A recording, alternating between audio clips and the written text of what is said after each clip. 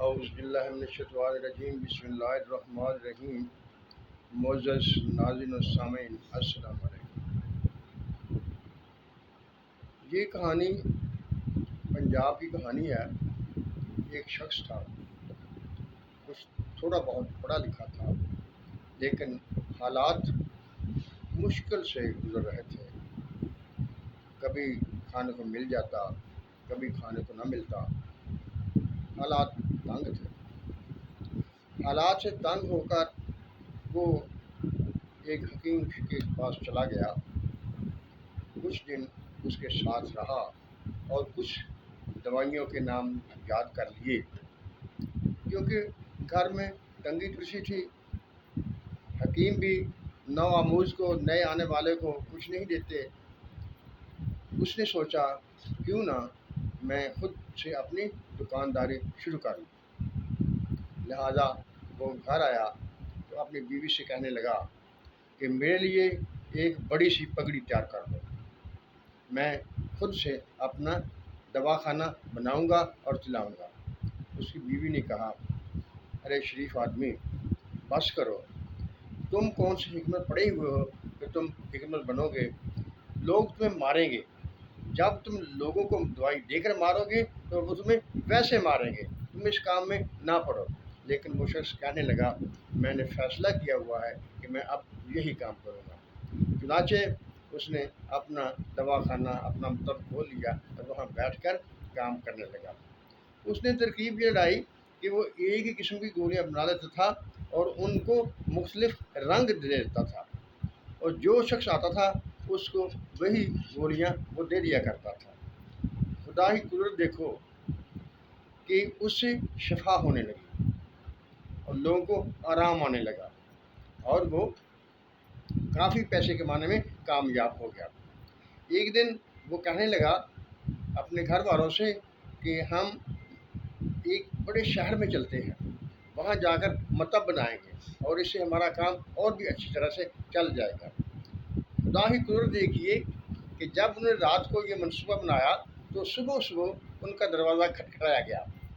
جب اس نے باہر جا کر دیکھا تو اس علاقے کے فوجی افسر کا نمائندہ تھا۔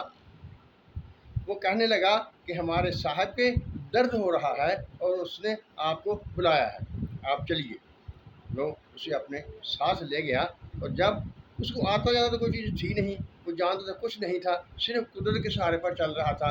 جب اس نے جا کر اس افسر کو دوا دی تو اللہ کے فضل سے وہ ٹھیک ہو گیا۔ جب وہ ٹھیک ہو گیا تو اس فوجی افسر نے اسے کافی سارے پیسے دیے اور اسے احترام کے ساتھ گھر پہنچا دیا۔ پروگرام تو انہوں نے پہلے ہی بنایا ہوا تھا، لیکن اب جو پیسے آ گئے تو ان کا پروگرام مشکل ہو گیا کہ ہم کسی بڑے شہر میں جائیں گے اور وہاں جا کر ہم رمضان ڈالیں گے۔ لیکن پھر دیکھیے خدا کا اتفاق کیسے ہوتے ہیں۔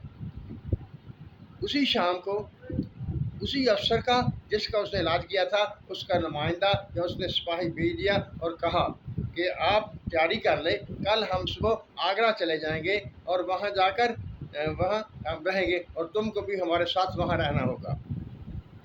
وہ تو پہلے سے چاہتے تھے کہ ہم پھر بڑے شہر میں جائیں گے، چنانچہ وہ تیار ہو گئے اور صبح لشکر کے ساتھ مل کر وہ آگرے چلے گئے۔ جب آگرے گئے تو اتفاق سے ان دنوں ملکہ نور یہاں کی ٹانگ میں درد ہو رہا تھا، جو کسی علاج سے آرام نہیں آ رہا تھا اس کو۔ یہ بات اس لشکر والے نے، اس لشکر کے سردار نے، اس کماندار نے بادشاہ کو بتائی کہ اس طرح سے میں بیمار ہوا اور اس حکیم صاحب نے میرا علاج کیا تو میں ٹھیک ہو گیا۔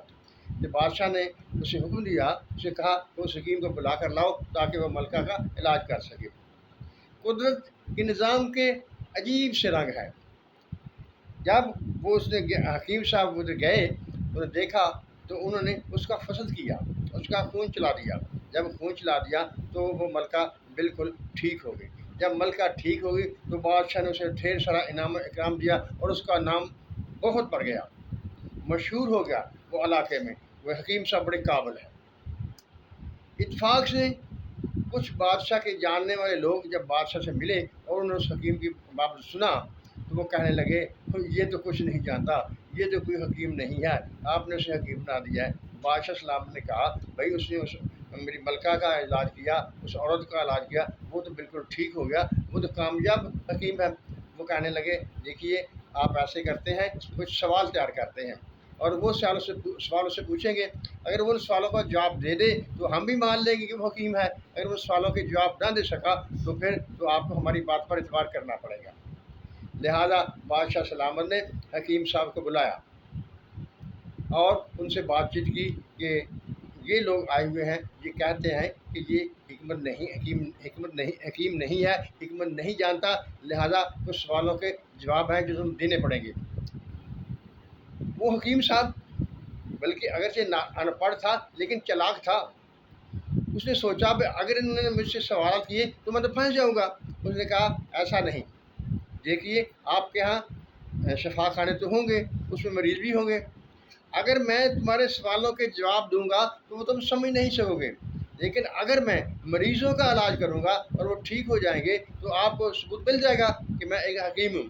اس بات پر اتفاق ہو گیا کہ یہ مریضوں کا علاج کرے گا۔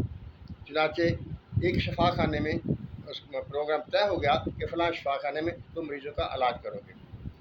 مخصوص دن کو جب اس پروگرام کرنا تھا وہ وہاں پر گیا اور اس نے جو شفا خانے کا محترم تھا اس سے الگ میں ملاقات کی۔ اسے کہنے لگا دیکھو میری بات سنو، جو کچھ بھی میں کروں گا وہ تم کسی کو نہیں بتاؤ گے، اگر تم کسی کو بتاؤ گے تو تم جانتے ہو کہ میرے بادشاہ کے ساتھ اچھے تعلق ہیں، میں ان تعلقات کی بنیاد پر تمہیں قید کرا دوں گا، لیکن اگر تم خاموش رہے تو میں تمہیں انعام و کرام سے نواز دوں گا۔ بھلا وہ شریف آدمی کیوں کسی کو بتانے لگا تھا؟ اس نے کہا ہاں میں تم تو کچھ مرضی کرو، میں کسی کو کچھ نہیں بتاؤں گا۔ لہٰذا اس حکیم صاحب نے اس شفا خانے کے منتظم سے کہا تمہارے پاس تیل ہے؟ اس نے کہا ہاں تیل ہے۔ اس نے کہا وہ کافی سارا تیل منگوا لو اور ایک دیگ بھی منگوا لو۔ وہ دیگ رکھ دی گئی اور اس میں تیل ڈال دیا گیا اور اس کے نیچے آگ جلائی گئی۔ جب وہ خوب تیل گرم ہو گیا تو اس وہیں بیٹھ کر اس نے کہا مریضوں کو باری باری بلایا جائے۔ جب ایک مریض آیا تو اس سے کہا دیکھو تمہیں تکلیف ہے نا، تمہارا علاج ہوگا، یہ دیکھ رہے ہو اس میں تمہیں بیٹھنا پڑے گا تو تم ٹھیک ہو جاؤ گے۔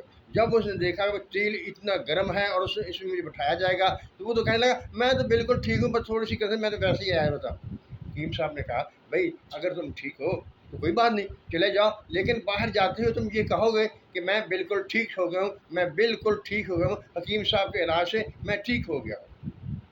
اسی طرح اس حکیم صاحب نے باقی جو مریض تھے ان کے ساتھ ایسا ہی رویہ اختیار کیا، وہ سب کہتے ہم ٹھیک ہیں، شرط ڈالتا کہ تم نے باہر نکلتے ہوئے کہنا ہے کہ میں حکیم صاحب کے علاج سے ٹھیک ہو گیا ہوں۔ کہتے انہیں سب مریضوں کو ایسے ہی کیا اور سب باہر شور مچاتے چلے گئے کہ ہم حکیم صاحب کے علاج سے بالکل ٹھیک ہو گئے ہیں۔ یہ تھی اس کی دانائی اور اس کی حکمت۔ اس نے اپنے حالات کو بہتر کرنے کے لیے طریقہ کار اختیار کیا اور اس کے اپنا وہ بلند مقام حاصل کر دیا، اگرچہ وہ حکیم نہیں تھا لیکن حکیم بن بیٹھا۔ معزز ناظرین سامعین، کبھی کبھی ایسے لطیفے ہو جایا کرتے ہیں، اللہ تعالیٰ انہیں وجہ سے نواز دیا کرتا ہے۔ اللہ تعالیٰ ہم سب کا ہمیں ناصر ہو اور ہم پر اپنی رحمتوں کی بارش کرے، آمین۔ اللہ حافظ۔